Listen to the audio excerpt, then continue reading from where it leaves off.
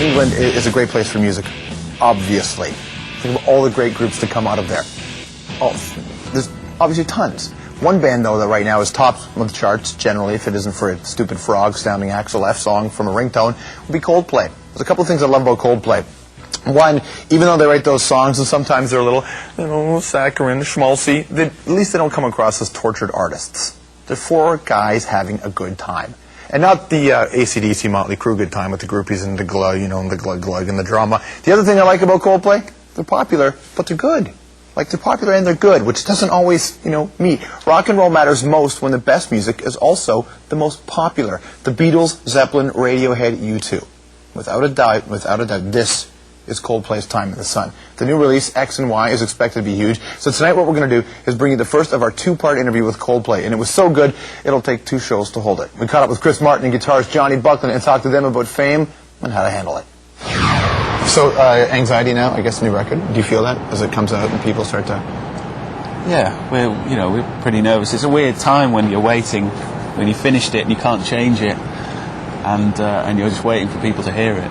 I tell you what the feeling is when you call a girl and it goes to her answer phone and you're like, shall I leave a message or should I call back later, or what's not weird, and then you leave a message and you leave a great message, so you're proud of the message, we're proud of our message, but you're not sure if she's going to call back, and we're in that period where we're not sure if anyone's going to call back. So we're constantly on our proverbial phone. Call back. I'm sure I left a good message. That's where we're at. How do you quantify a successful record? Because you sold 20 million or so records, and no, less than that. No, all total. All total. Yeah, all total a bit less than that. Okay, so even so, to sustain a sales figure is hard to do in any sense, but it's not about that, right? So how do you quantify it to yourself that she got the message and she liked it and she'll call me back? Well, you've got to be proud of what you do. So I already know that our new record, to me, on one level is a success because I can't wait to play all those songs forever. That's what it means to me.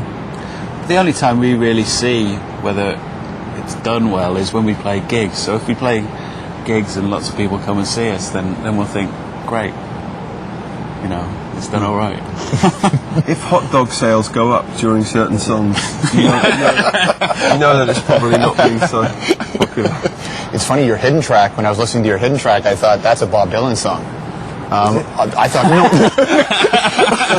you're not going to get sued for it, but the melodies reminded me very much of the way your voice was going. It was a time out of mind. Yeah, we saw Bob Dylan the other day. It was unbelievable. In concert? Yeah. Was he playing guitar at all? He was playing piano. Yeah. Or keyboard. Yeah. And it was incredible. But he sort of kind of, when you see Bob Dylan now, you feel like you're watching him rehearse, and because he sort of disguises everything, but it's really kind of fun to try and work out what he's playing. Then you realise, because Bob Dylan is in my top 5 people of all time. Yeah. So I know so many songs, but even so, some of them I was just like, I say, ooh, I love it. I stuck inside a movie. Okay. And then when you know what it is, you're like, yeah. Do you need to be like? I know if you're relatively well-grounded people and you have a sense of who you are and you don't think too much of. You guys make music and people buy it or they don't buy it or whatever. But do you have to be reminded that there's a world that exists, like in your day-to-day life, and you have other responsibilities? Being a father is like more important than anything you do, isn't it? I mean, my daughter is my priority, along with the band, because I wouldn't have either without the other. Have the paparazzi moved on from you? Because there was a whole bunch of you and her, and then that was kind of... eventually people just get bored of showing the same picture of a man looking annoyed in a hooded top. I'm not sure that he really wants to be on the cover of this magazine. Did you call Brad Pitt and Angelina and say, thank you very much for taking all of the pressure off me? I feel bad for them, actually.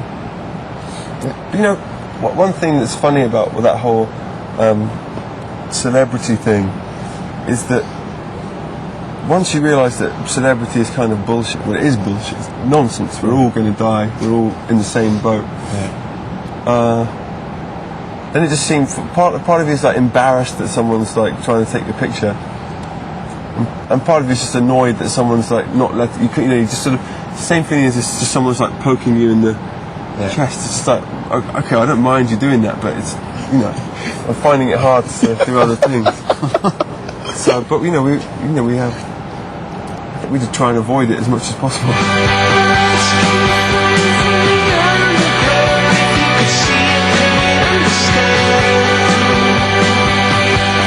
It doesn't matter how big you are, it doesn't matter how successful you are. You write a song, you make a record, you're never sure. It's easy to sort of succumb to the paraphernalia that surrounds you when you're a big band and forget that, you know, it's easy to sort of let the fame or the touring or the whatever, you know, the concerts get to your head and make you forget that you actually have to still focus as hard as ever on writing music, you know.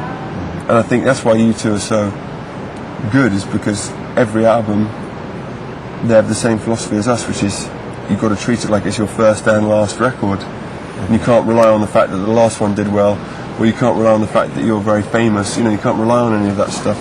You might never get another chance. Yeah. A couple nights at the Hollywood Bowl. Same with your show, you know, with your TV show. Yeah. If this TV show tonight is terrible, This might be your last. this could be your last. So you guys better pick it up, huh? I'm going to come out with some gems in a minute. It'll be TV gold. That's right. I want this to be an award-winning episode. As it should. I don't have parachutes to rest on, okay? I need you guys to deliver. When you do that, though, when you're aware that you have to maintain, or you have to continue to write, it's not like sports. It's not like you just have to work on a kick. It's not like you have to work on a pass. There's an intangible to writing a good song. The culture, the people, what they're into, what you're feeling, your life. I mean, can you disseminate all these little factors and break them down and say this is what we have? No, I don't think you can really.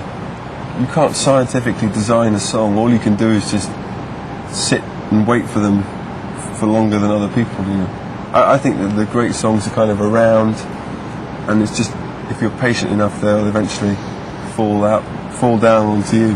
Whenever you try and contrive anything like that, it just never works. Yeah. It always sounds pretentious. So we write and write and write and write and write, hoping that at some point during the time while we're just humanly writing, something kind of better than that will just sort of find its way. And this sounds terribly hippie, I'm sorry. You're in a rock band. But I mean it, you know. Because I don't know, say our song Yellow, you know, I know that I was there when it arrived, but I don't really know how it came out, because it just sort of wrote itself. Tell me about that. Well, this is kind of sort of everything in my life is represented on my hand. So, although I do other things with that one, but well, I'm joking, of course. You don't have to. But you know, that's obviously this is to do with Oxfam. This is the main thing, is an equal sign about our commitment to fair trade, and always talking about fair trade and promoting it wherever possible. So that's the main thing, that equals sign.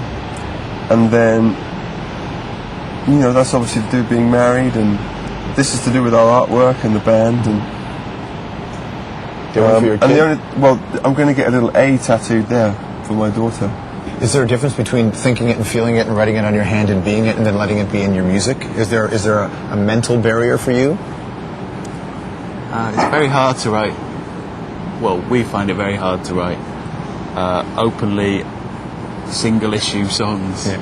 Nothing rhymes with tariff barrier or subsidy. We try getting them in a song. Well, maybe one day I'll have to.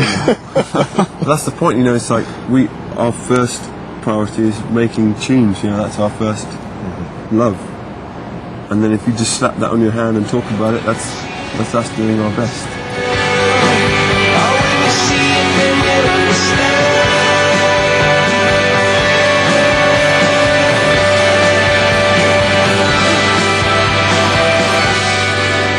Funny, man. Nothing rhymes with subsidy. Part one of that interview last night, the guys mentioned the Bob Dylan was a huge influence on their music. I guess he influenced, everybody, really. And while we're on that topic of a Dylan tune, I want you to check with these lyrics. 'Twas down in